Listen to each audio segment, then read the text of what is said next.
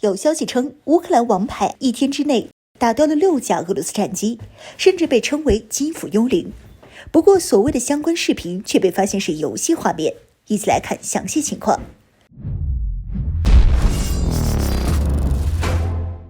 Hello， 各位老铁，大家好，欢迎来看本期迷彩虎，我是虎妞。俄乌现在当前最激烈的战事，莫过于正在进行的基辅战役。俄罗斯陆军正以优势兵力向基辅城内稳步推进，乌克兰守军在俄军强大的攻势下，不得不向基辅城内后退。与此同时，据传乌克兰空军对俄罗斯空军则是连连取胜。根据乌克兰媒体和乌克兰前任总统波罗申科的消息，一架乌克兰空军的米格29战机在2月24号给俄罗斯空军造成了极为惨烈的损失。按照乌克兰方面的说法，驾驶乌克兰空军的米格29战机飞行员的代号是基辅幽灵，他与俄罗斯空军当天在基辅上空进行了数次空中作战。这位王牌飞行员不负众望地接连击落了6架俄罗斯战机，此举极大地振奋了乌克兰民众的士气和战斗热情。推特等社交媒体上，这位基辅幽灵的相关视频开始在乌克兰广泛传播，乌克兰国防部也转发了此消息。这位王牌飞行员在基辅的天空中赢得了6次与俄罗斯的空战。被击落的俄罗斯空军这6架飞机被统计为2架 Su-35 战斗机、2架 Su-25 攻击机、1架 Su-27 战斗机和1架 MiG-29 战斗机。乌克兰媒体宣称，如果基辅幽灵确实存在，它将是第一个有记录的21世纪战斗机王牌。按照过去对于王牌飞行员的评判标准，击落5架敌机就可被认可为王牌飞行员。乌克兰国防部声称，如果网上流传的击落俄罗斯战机事件得到证实，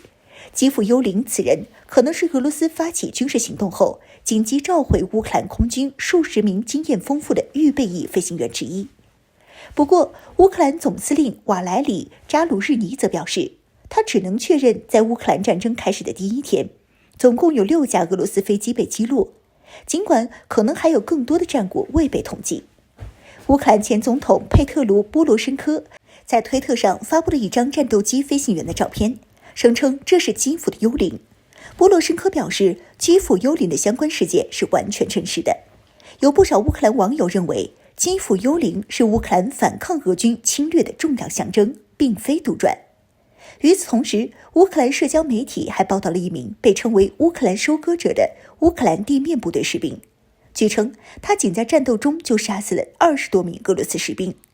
不过，根据后续虎妞的调查发现，所谓的基辅幽灵完全是凭空杜撰的谣言。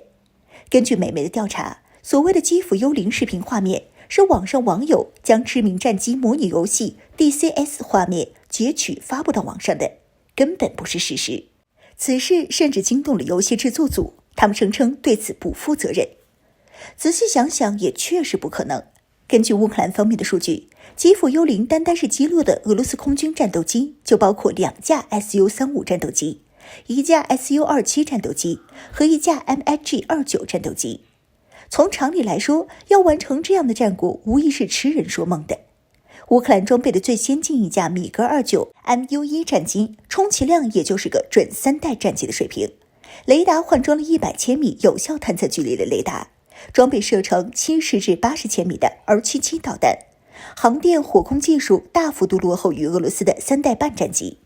而俄罗斯的苏35战机则是正儿八经的3代半战机，拥有400千米探测距离的无源相控阵雷达和射程190千米的 R77， 以及射程400千米的 R37 重型空空导弹。